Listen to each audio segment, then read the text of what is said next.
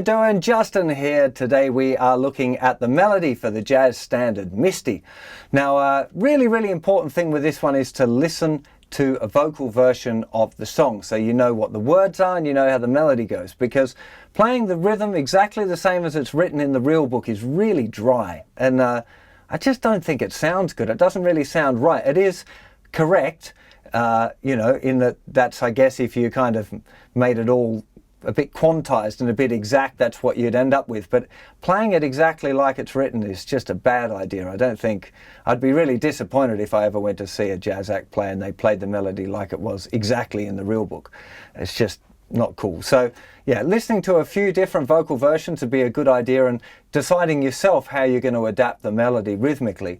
You probably want to stay with mostly the right notes, but you'll hear some great versions where they tweak the notes a little bit, and that can be as beautiful, if not more beautiful. Yeah, learning the words I think is a good idea, especially for this song, because they're so beautifully cheesy that it's, I think it's a kind of a nice tune. So with all jazz standards, I recommend that you learn one set position of the melody first of all. So you've got a kind of a home base, so then you can kind of explore different variations and you've got somewhere safe to come back to all the time. So you just saw me play it there at the beginning. I did a couple of little changes which I kind of couldn't help, but I'm going to show you an exact kind of a pattern for it now, and I'd recommend learning that fairly solidly. If you read music and you've got the real book, it's definitely a good idea to learn these melodies in different parts of the guitar neck. If you're doing the you know, learning to play melodies by ear, which I think is a really fantastic skill, it doesn't really matter. As long as you know the melody in your ear, you'll be able to play it naturally on different parts of the guitar neck. So that skill would be worth developing, I would recommend as well. So let's get to a close-up, have a look at how to play it.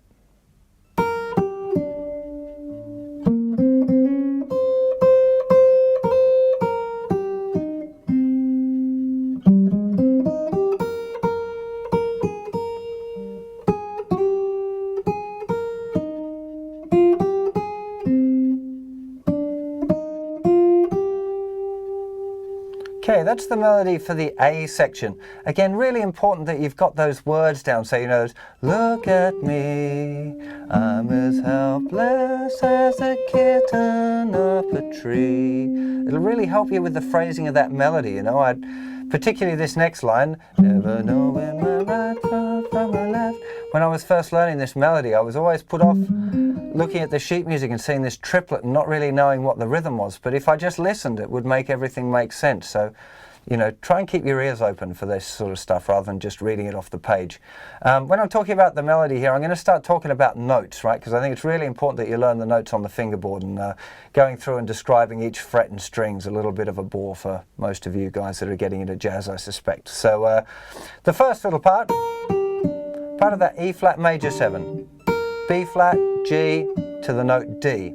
Then we've got this little climb up going B flat, C to D flat, and D flat is the note that's kind of from B flat minor 7 there. So it's the kind of signifying change between here, E flat major 7 that has the D natural, going to the D flat in the melody, okay? Then we're jumping up to the note C for 4 picks, then B flat, G, E flat to C, okay? 2, 3, 4, and 1, and 2, and 3, and 4, and 1, 2, 3, triplet, 4, triplet, 1. Okay, so that would be the count there. If you want to do that, starting from the C on the A flat major 7th, the 3rd bar, so it'd be 1, 2, 3 triplet, 4 triplet, 1, and it's actually just A flat major 9 arpeggio, playing the note G, A flat, C, E flat, G to B flat, okay? But again, don't be too stuck on playing that, you know, rhythmically exactly the same. I'd get the notes right. Again, the real book is 1 and 2 and 3, but clinging to a cloud, you know, the rhythm of a clinging clinging to a cloud. Could be all sorts of different things, but it's remembering that it's clinging to a cloud. Clinging to a cloud. If it's really straight, it just sounds a little bit silly, really. So, I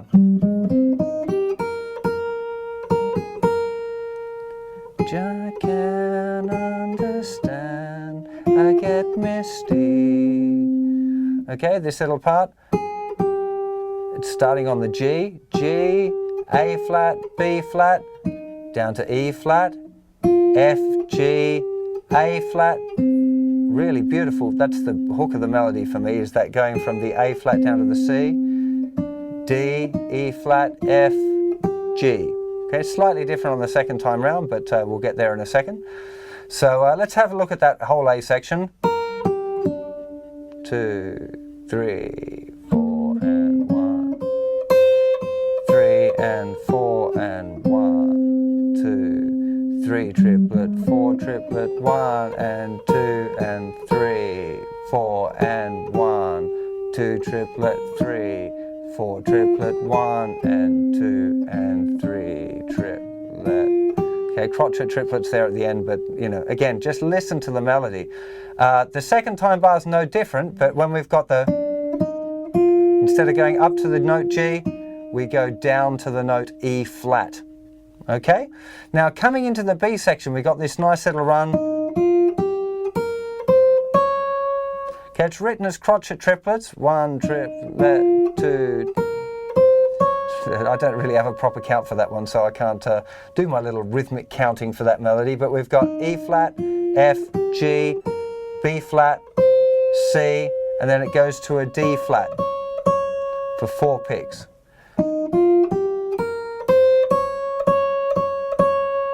Now you've got to shift out of position just for this bit.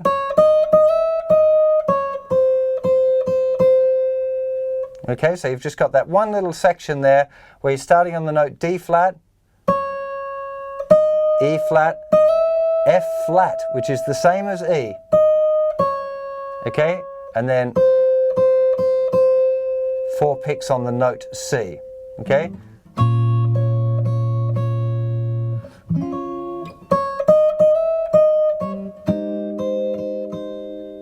Okay, that's the, you know, and again, really, really important to know the words. You can say that you're leading me on, but that's just what I want you to do. Then we got the same little run, don't you notice how?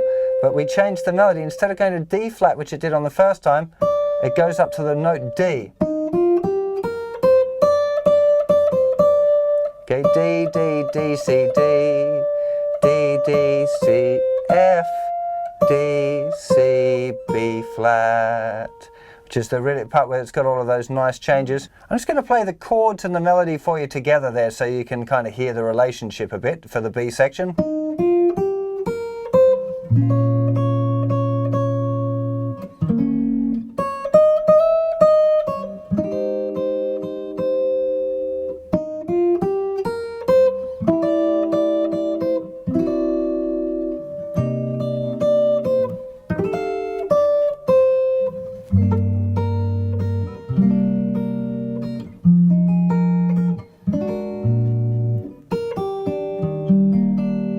Okay, so you can really hear, if you look at the chords, if you've learned the chords first and you add the melody, and it really kind of helps it make sense. Again, here, say that you're leading me on. It's a really nice, rather than just playing that note 4 times, leading me on. And it's just what I want you to do. And you say that I'm hopelessly in love. That's why I'm following you. Then we've got the same as the first part.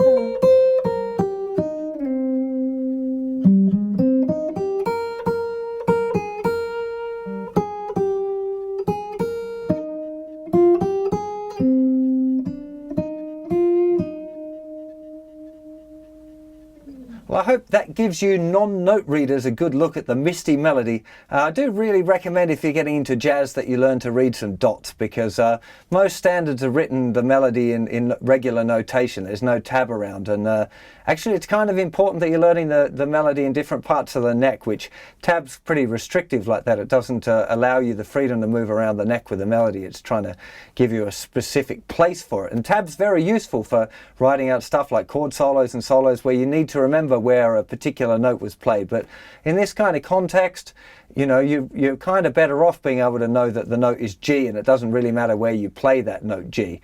So that's the big advantage of learning to read music, even at a basic level, is to be able to figure out the notes for the melody. You can, of course, do it by ear. There are some great jazz players in history that haven't read music, that just learn melody by ear.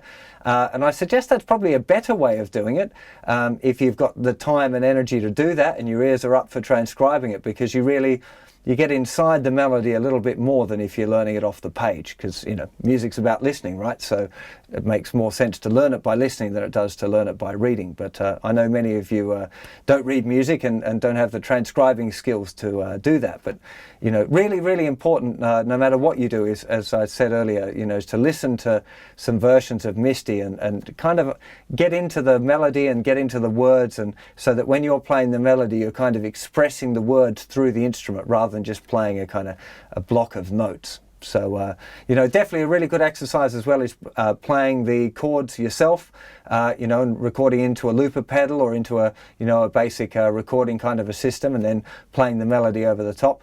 Just one little hint for that you might find useful, that I still do quite often, is when I'm recording my backing track, I play it with a metronome going, because you won't hear the metronome in the looper pedal or whatever.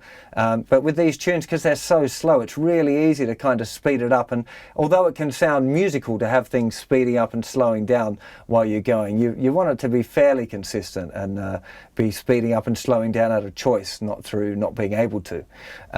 And some of you might like to check out, I've got a Time Trainer metronome as well, an app for iOS that you might want to check out, which has got an exercise called bar breaks, which can help you get your time nice and solid. So anyway, plenty of talking from me. I'll see you for plenty more lessons very soon. You take care of yourselves. Bye-bye.